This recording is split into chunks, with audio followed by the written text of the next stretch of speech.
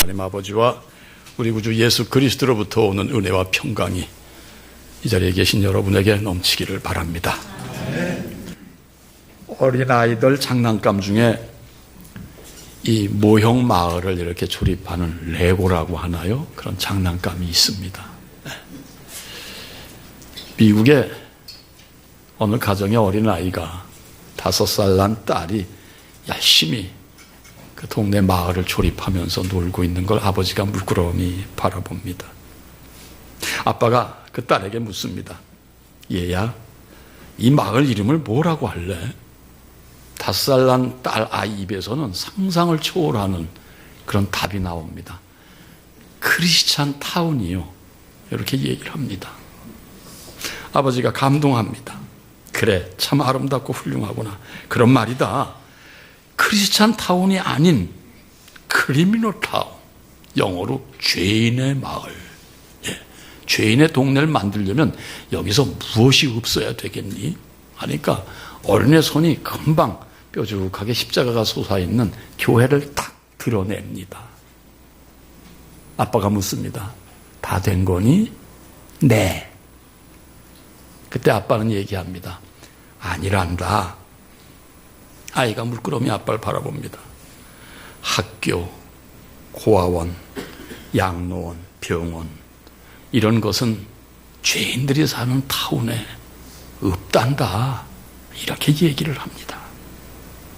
딸이 걱정 어린 표정으로 아빠를 올려다보며 이렇게 말합니다. 그럼 좋은 데는 하나도 없잖아요. 아빠, 난 그런 데서 살기 싫어요. 이렇게 귀엽게 대답을 합니다. 좋은 데는 하나도 없잖아요. 나는 그런 데서 살기 싫어요. 사랑하는 성도님들, 이 땅에서 사시는 걸 행복하게 생각하십시오. 감사하게 생각하십시오. 아, 그래. 참으로 우리의 환경이 이렇구나. 학교가 없고 고아원도 없고 병원도 없는 저 오지를 한번 생각해 보세요, 여러분. 한국 개신교 역사 최초의 선교사인 아펜젤로 목사님과 언더우드 목사님 1885년 4월 5일 부활절날 제물포에 도착을 하셨습니다. 그리고 이 땅에 오셔서 하신 일들은 학교와 교회와 병원을 세우시는 일로 시작을 하셨습니다. 아펜젤로 목사님이 설립하신 기관의 순서는 제일 먼저 배제학당을 시작으로 이화여대의 전신인 이화학당을 세우셨고요. 그리고 정동교회를 설립하셨습니다. 언더우드 목사님은 아시는 대로 한국 최초의 고아원을 설립하셨고 그 고아원이 바로 경신학교로 이어지게 됐고요. 그리고 세문안교회, 더불어 연희전문학교, 지금 연세대학이죠. 또 세브란스 의료원, 세브란스 의료원이 아니라 세브란스 의학교를 처음에 만드셨더라고요. 그리고 평양 장로교회를 설립하셨고 장로교회 신학교도 만드셨고 그리고 YMCA 기독교 청년 연맹도 세우셨고 한국의 역사를 근대화로 이끈 주역들이 바로 언더우드와 아펜젤로 목사님을 시작으로 수많은 해외 외국인 선교사들로 인해서 우리가 이 자리까지 왔다는 거 세상 사람들은 생각도 하려고 하질 않아요. 그러나 우리는 알아야 됩니다. 이것을 알아야 우리가 행복할 수 있는 줄 믿습니다. 피아노가 어떻게 들어왔어요? 그분들을 통해서 들어왔어요, 여러분. 세상 사람들은 상관없대요. 기독교 웃긴대요. 사랑하는 성도님들, 우리만이라도 그 아름다웠던 역사를 가슴에 꼭 품고 우리 또한 어떻게 살아가야 할 것인가를 깊이 생각하시며 사시는 여러분들이 되시기를 주님의 이름으로 축원드립니다. 여러분, 배제학교 총동창회가 세운 아펜젤로 목사님 추모 비문의 내용은 이렇습니다. 우리는 부활절 아침에 이곳에 왔습니다. 그날 사망의 권세를 이기신 주께서 이 백성을 얽어맨 결박을 끊으사 하나님의 자녀로서의 자유와 빛을 주옵소서. 이것이 그 옛날 제물포에 도착을 하신 바로 아펜젤로 목사님의 무릎 꿇으신 기도문이었습니다, 여러분. 도대체 그 시대 눈이 파랗고 코가 크신 그 양반들이 이 조선 땅 여기 무엇 때문에 오셔서 순교까지 하시고 살아생전에 피와 땀을 다 흘리셨는가? 우리 성도들은 이걸 생각해 봐야 되는 줄 믿습니다, 여러분. 네, 그렇습니다.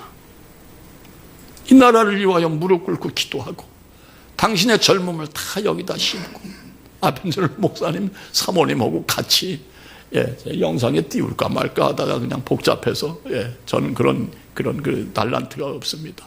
네. 갓을 쓰시고 한복을 입고 그 사모님도 한복을 입으시고 이러고 얼마나 안 어울려요. 그럼에도 불구하고 우리와 함께 하시려고 하는 그 사랑, 그것은 바로 하나님의 사랑, 구원받은 사랑에 감동하여서 그 사랑을 전하고자 하신 그분들의 희생이요 헌신이었음을 우리는 알아야 할 것입니다.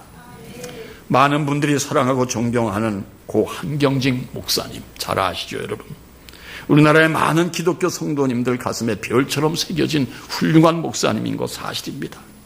한 목사님의 일생은 오직 하나님 사랑, 교회 사랑, 민족 사랑, 이거 세 가지를 실천하시고 실천 다 하시면서 세상을 떠나신 바로 한경직 목사님이십니다. 그분의 삶은 청빈하셨다는 거 다 아십니다.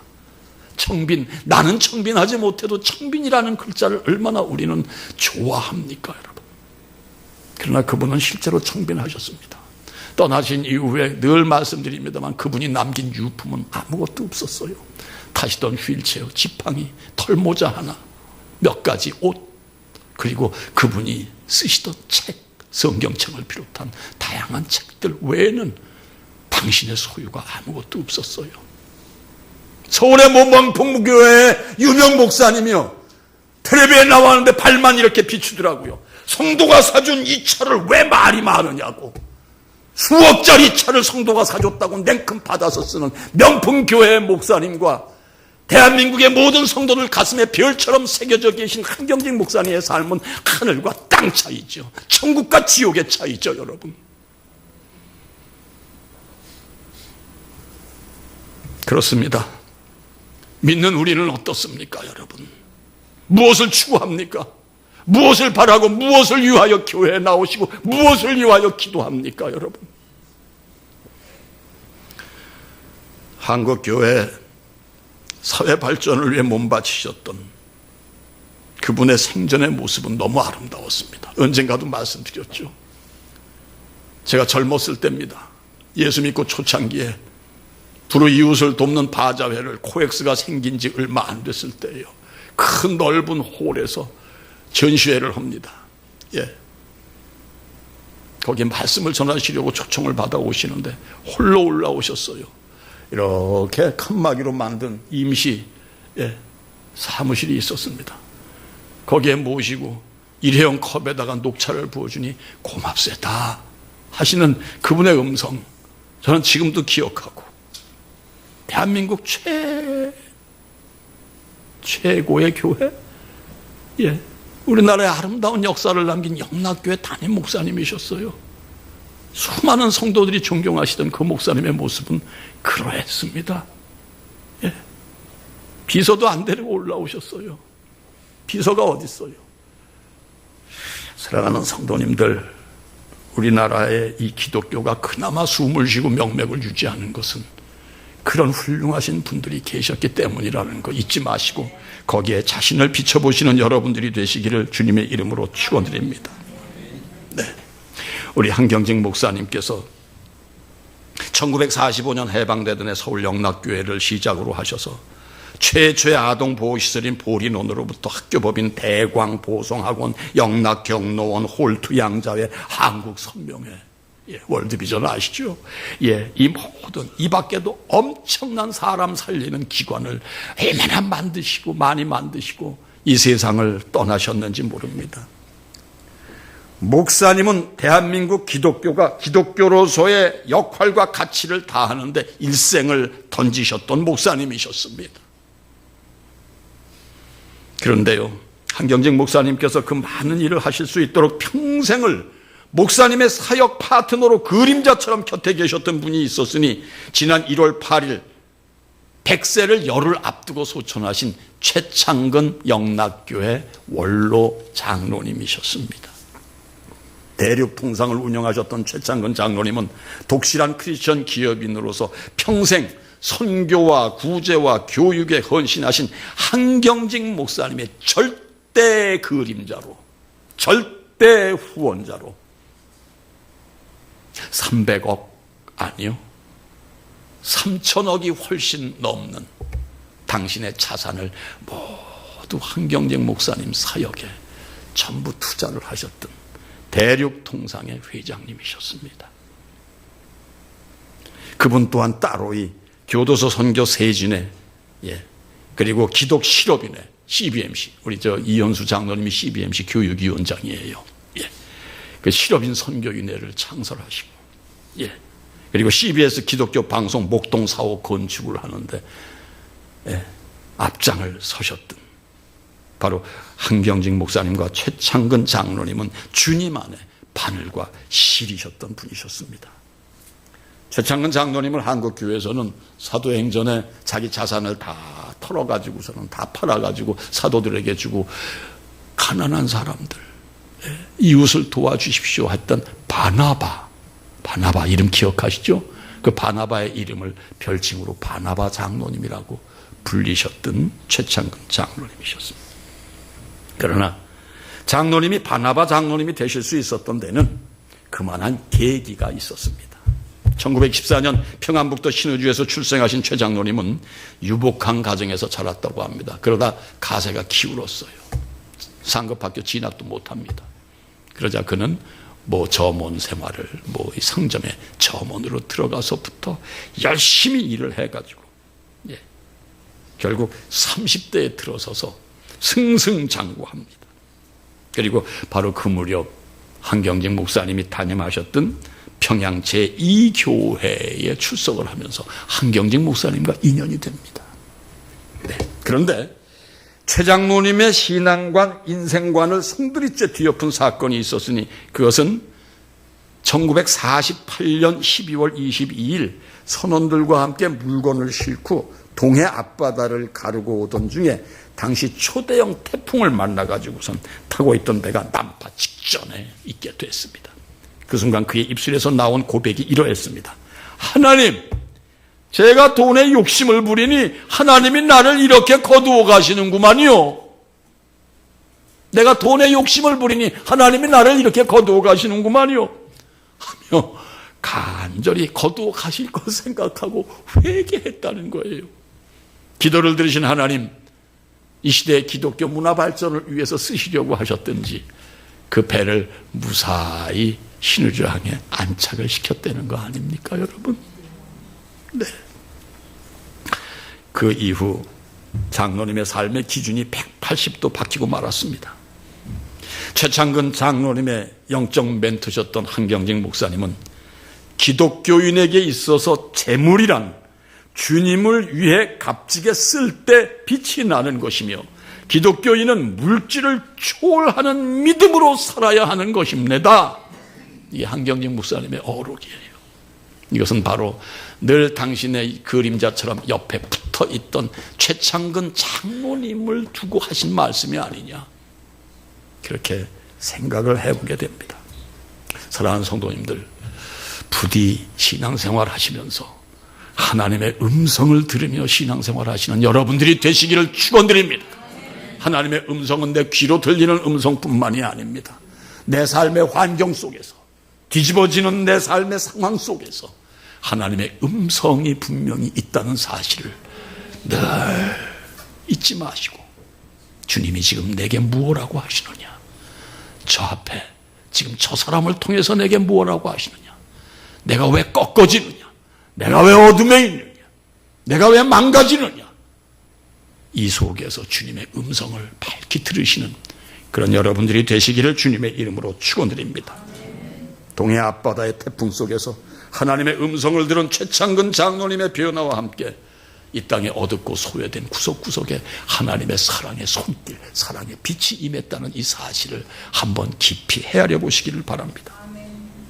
자, 읽어 올린 이 시간 본문은 예수님의 고향 나사렛 사람들의 불신앙적 자세가 여실히 드러나는 내용으로, 마태복음 13장에도 나타나는 병행된 내용으로 마태복음 13장 57절 58절에 예수님이 이렇게 얘기를 하십니다.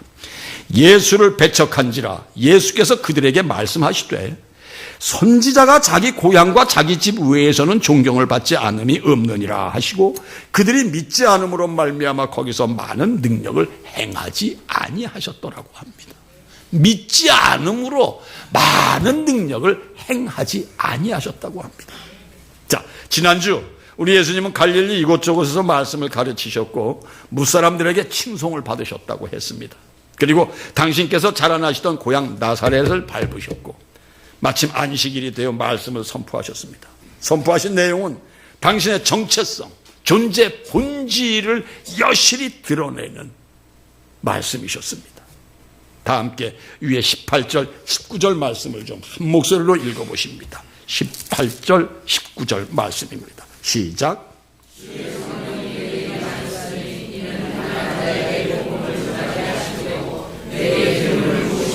나를 보내사 포로된 자에게 자유를, 눈먼 자에게 다시 보게 함을 전파하며 눌린 자를 자유롭게 하고 주의 은혜의 해를 전파하게 하려 하심이라.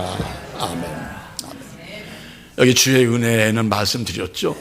안식년 주기를 맞이해서 50년이 되는 해, 모든 포로도, 모든 묶인 자들 모두 자유하게, 바로 우리 예수 그리스도께서 이 땅에 오셔서 메시아로서의 사명을 다 하시는 바로 그 상징의 의미의 은혜해라는 거 여러분 들으신 거 기억하실 줄 믿습니다. 네. 자, 예수님의 말씀을 들은 나사렛 사람들은 일단 은혜로 주님의 말씀을 놀랍게 여겼다고 합니다. 그런데 본문 22절 하반절에 보면은요, 이 사람이 요셉의 아들이 아니냐? 이 사람이 요셉의 아들이 아니냐? 은혜는 받았어요. 야, 참 놀라운 얘기다. 이거 쉽게 들을 수 없는 얘기야. 그런데 얘기한 사람이 이게 요셉의 아들 아니냐? 네. 목수 요셉의 아들이 아니냐라고 입을 모읍니다. 무슨 얘기입니까? 메시아이신 예수 그리스도를 부인하고 단지 목수의 아들임을 강조하는 얘기입니다. 이런 사람 참 많죠, 여러분. 네. 다시 말해서 그 말 안 믿겠다는 얘기죠. 그건 못 받겠다는 얘기입니다. 거북하다는 얘기예요. 왜 그렇습니까? 그 답은 한마디로 그들의 무지였기 때문입니다. 무지했기 때문입니다. 그들은 우리 예수님과 그 가정에 대해 세세히 알고 있었습니다. 어머니 마리아와 아버지 요셉에 대해 알고 있었고 예수님의 형제에 대해서도 알고 있었습니다. 예수님이 공생의 전까지 목수 일을 하며 가족을 부양했다는 것까지도 알고 있었습니다. 왜요? 눈으로 봤기 때문에. 그러나 그들이 진정 알아야 할 것, 예수 그리스도가 하나님의 아들이시라는 사실은 몰랐다는 얘기입니다. 그들은 믿음의 눈이 가리워진 육신의 눈으로만 사는 육안으로만 사는 사람의 눈만 가지고 살았던 어리석은 자들이었음을 여실히 드러내고 있습니다. 네. 눈은 있으되 보지 못하는 거죠. 청맹관이라고 하지 않습니까? 성도의 청맹관이 뭐겠습니까? 육안만으로 사는 게 청맹관인 줄 믿습니다. 성도에게는 영안이 있어야 되는 줄 믿습니다. 사랑하는 성도님들, 간절히 소망하기는 절대 육신의 눈만으로 사시지 마시고 절대 영안으로만 사시는 게 성도가 되어야 되는 줄 믿습니다. 여러분, 영안은 모든 것을 영적으로 살펴 반듯하게 분별할 수 있는 능력의 눈이라는 것 잊지 마시기 바랍니다. 어떻게 하면 영적인 눈으로 살 수 있느냐? 성령이 충만하면 영적인 눈으로 살 수 있습니다. 성령은 어떻게 하면 충만하냐? 말씀 묵상하고 기도하시고 회개하시고 내가 세례받은 자다, 이거를 의식하시며 사시고 늘 하나님을 놓치지 않고 살면은 성령 충만이 되는 줄 믿습니다. 어느 순간에도 하나님의 말씀을 기억하시고 어느 순간에도 기도하시면서 하나님 무슨 뜻이십니까? 알려주십시오. 하나님과의 관계를 놓지 않으면 성령 충만인 줄 믿습니다. 그러다가 우리는 때로는 또 실패도 하고 때로는 좌절도 합니다. 괜찮아요. 다시 하시면 됩니다. 우리는 연약합니다. 오늘 우리 이기송 집사님 기도해 주셨어요. 연약해서 못 지켜요. 예, 안타까워요. 그러나 괜찮아요. 하나님만 보시면 되는 줄 믿습니다. 바라보시고 놓치지 마세요. 수없이 실패하고 수없이 안 되고 수없이 죄를 저지르는 우리들입니다만은 우리의 마음과 생각, 시선을 하나님에게만 놓치지 않으면 우리는 성령 충만 영안으로 사실 수 있는 것 믿으시면 아멘입니다. 이건 믿으세요. 우리가 뭔데요? 인간이에요. 연약한 인간이에요. 그래서 오셨어요, 여러분. 결코 실망하지 마시고 결코 포기하지 아니하시는 진정한 하나님의 사랑을 받으시는 성도님들이 되시기를 주님의 이름으로 축원드립니다. 지금 이 시대에도 우리 예수님을 그냥 성인 중 한 사람으로 알고 사는 부류 적지 않습니다, 여러분. 4대 성인 중에 하나하고 괜찮은 사람이야. 예. 석가, 소크라테스, 공자, 예수, 이거 4대 성인. 이 학교 다닐 때 우리 4대 성인 호라고 하면 답안지 썼었어요. 예수님은 성인 취급으로 끝내는 부류가 있습니다. 그러나 석가, 소크라테스, 공자와 우리 주 예수 그리스도와는 근본이 다르고 삶의 과정이 다르고 그리고 떠나심이 다르지 않습니까, 여러분? 우리 예수님은 이미 구약시대에 예언되셨던 분이셨고요. 오셔가지고서는 우리와 함께 고생하시고 함께 사시고 우리를 위하여 애쓰시고 결국 우리를 위하여 몸을 다 주시고 목숨 주시고 우리를 위하여 다시 부활하셔서 성령을 다시 부어주시고 땅끝까지 이르러 내 증인이 되라고 하고 가셨지요. 그러나 소크라테스, 공자, 석가 다 수행했어요. 도 닦으려고 수행했던 사람들이에요. 그리고 발언한 사람들이에요. 어떻게 예수님을 4대 성인의 하나로 우리가 취급을 하며 살 수 있겠습니까? 교회를 다니면서도 그냥 성인 중에 한 분으로 그냥 이렇게 생각하고 좋은 얘기 들으러 다닌다. 이렇게 어리석은 신앙생활을 하시는 분도 없지 않아 있다는 것 사실입니다. 여러분. 메시아로 오신 우리 예수님은 인간의 도를 깨닫기 위해 수행하신 분이 아닙니다. 우리와 함께 살고 함께 슬퍼하고 함께 죽으신 분입니다. 우리의 죄를 위하여 죽으신 분이에요, 여러분. 우리의 죄가 이미 죽었어요. 우린 다시 죽었어요. 우린 죽었어요. 다시 태어났어요. 사랑하는 성도님들, 그렇게까지 인도하신 분이 우리 예수님이라는 사실을 결코 잊지 마시길 바랍니다. 네. 그렇습니다. 그래서 요한복음 17장 8절에 예수님이 이런 말씀을 하셨어요. 자, 한번 한 목소리로 읽어보세요. 시작.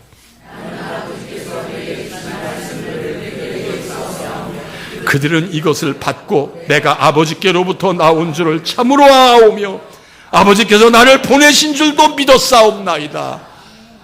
믿으십니까? 믿으세요, 여러분. 그런데 지금 예수님의 고향 나사렛 사람들은 예수님을 모른다는 것입니다. 그래서 답답하신 예수님이 이렇게 말씀을 하십니다. 다 함께 25절부터 27절까지 한 목소리로 읽어보십니다. 시작. 내가 참으로 너희에게 이르노니 엘리야 시대에 하늘이 3년 6개월간 닫히어 온 땅에 큰 흉년이 들었을 때 이스라엘에 많은 과부가 있었으되 엘리야가 그중 한 사람에게도 보내심을 받지 않고 오직 시돈 땅에 있는 사렙다의 한 과부에게 뿐이었으며 또 선지자 엘리사 때 이스라엘에 많은 나병 환자가 있었으되 그중에 한 사람도 깨끗함을 얻지 못하고 오직 스리야 사람 나만 뿐이었느니라. 네, 열왕기 상하에 기록된 인물들이죠. 엘리야, 엘리사 때 있었던 일입니다. 사렙다 과부 얘기 다 아시죠? 3년 반년, 3년 6개월 동안 비가 내리지 아니하니 초토화가 됩니다. 그냥 아주 고갈된 상태입니다. 그러나 혜택을 받은 자는 바로 엘리야를 받아들이고 엘리야에게 배려했던 사렙다 과부입니다. 가루가 떨어지지 않고 기름이 떨어지지 않았어요. 자식과 함께 한 번 먹고서 죽으려고 했던 그들이에요. 그런데 평생 먹을 게 생긴 거예요, 여러분. 선민이라고요, 성도라고요, 다 이 혜택 못 받습니다, 여러분. 그러나 하나님을 바라보시고 나는 비록 연약해도 하나님이 계시다. 나는 비록 부족해도 하나님은 나를 사랑하신다. 이 믿음으로 사시는 분은 이 혜택을 받게 되시는 줄 믿으시면 아멘입니다. 네, 하나님을 진실로 경외하며 예수 그리스도를 참 구주로 받아들이는 자에게는 분명 구원의 은총을 받게 되는 줄 믿으시면 아멘입니다. 네, 자, 지금 그들의 반응이 어떠합니까? 네. 이 얘기를 들은 그들의 반응이 28절, 29절 제가 읽어드리겠습니다. 회당에 있는 자들이 이것을 듣고 다 크게 화가 나서 일어나 동네 밖으로 쫓아내요. 그 동네가 건설된 산 낭떠러지 끝 낭떠러지까지 끌고 가서 밀쳐 떨어뜨리고자 하되, 예수님을 그들의 형벌, 그의 형벌의 방법이 죄 지은 자는 낭떠러지에서 떨어뜨려 죽이는 그런 전례가 있었어요. 예수님을 너 뭐야? 우리를 어떻게 그렇게 무시해? 뭐? 다 이방 나라 사람이 받는 복을 우리는 못 받는다고? 그래서 예수님을 끌고 갔다는 얘기예요. 그들의 반응은 그야말로 폭도들로 변합니다. 고향 사람들임에도 불구하고. 그렇습니다. 사랑하는 성도님들, 우리는 택함을 입은 선민임을 우리는 인정하고 삽니다. 그런데요, 아무리 택함을 입은 선민 이스라엘이라 할지라도 하나님을 하나님으로 똑바로 보지 못하고 하나님 은혜 안에서 벗어날 때 하나님의 언약, 구원의 약속은 우리와 관계가 없다는 사실을 잊지 마시고 나의 삶의 중심에 늘 그분을 모시고 사시기를 주님의 이름으로 축원드립니다. 늘 예수 그리스도를 내 가슴에 채우시고 사시면 됩니다. 예수 그리스도를 채우셔도요, 부족할 때가 많죠. 안 될 때도 많아요. 왜 난 이 모양인가? 그러나 여러분, 아니에요. 주님이 나와 함께 하시니 우리는 이 모양이 아니라 하나님의 사랑받는 존재요. 하나님의 사람임을 인정하시고 나가시기를 바랍니다. 오늘 말씀의 제목, 이거 함께 읽어보세요. 시작. 한 번만 더요. 사랑하는 성도님들, 절대 우리 주님을 지나서 가시게 하지 마세요. 나와 함께하게 하세요. 주님, 나는 부족하지만 나와 함께 해주세요. 절대 나를 버리지 마세요. 날 그냥 지나가지 마세요.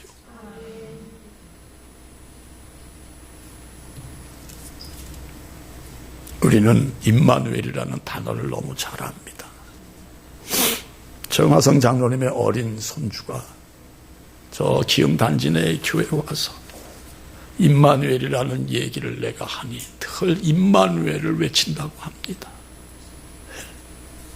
어린아이만도 못한 우리의 신앙이라면 우리는 피곤합니다. 그저 신앙은 형식에 불과합니다. 사랑하는 성도님들, 지나가지 마소서. 어리석음으로, 우리의 상식으로, 우리의 교만으로 그분을 지나가게 하지 마시기를. 눈으로 본 것만으로 주님이 그런 분이구나 한계 짓지 마시고 결코 그분이 지나가시지 않도록 임마누엘이 되시도록 여러분들 늘 주님에게 집중하시며 신앙생활을 하시는 여러분들이 되시기를 바랍니다. 우리 하나님은 주님을 바라보시고 겸손한 자를 크게 쓰시고 크게 높이시는 줄 믿습니다. 아멘. 다 함께 베드로전서 5장 6절 말씀 한 목소리로 읽어보심으로 말씀을 마치겠습니다. 시작.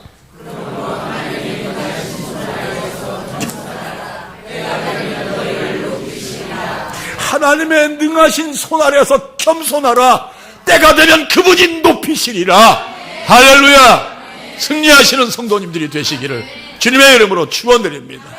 모든 지각에 뛰어난 하나님의 평강이 우리 주 예수 그리스도 안에서 여러분의 마음과 생각을 지키시리라. 기도하겠습니다. 하나님, 언제 어디서나 주님의 음성을 듣게 하시고 주님의 실체를 눈으로 보게 하시고 그리하여 참으로 살아계시며 역사하시는 하나님에게 온전히 나를 드리고 오직 하나님의 사역에 다 쓰여지고 녹아지는 진정한 하나님의 소유가 되는 우리들이 되게 하여 주시옵소서. 겸손히 행하게 하여 주시옵소서. 오직 순종으로 행하게 하여 주시옵소서. 그리할 때 때가 되면 높인다는 하나님 주님의 주신 말씀 깨닫고 간직하고 주님 앞에 항상 진실과 신실함으로 나아가게 하여 주시옵소서. 연약합니다. 그러나 주님이 온전하시니 또 나아가려고 합니다. 도와주시옵소서. 지나가지 마시옵소서. 함께하여 주시옵소서. 예수님의 이름 받들어 감사하며 간절히 기도하옵나이다. 아멘.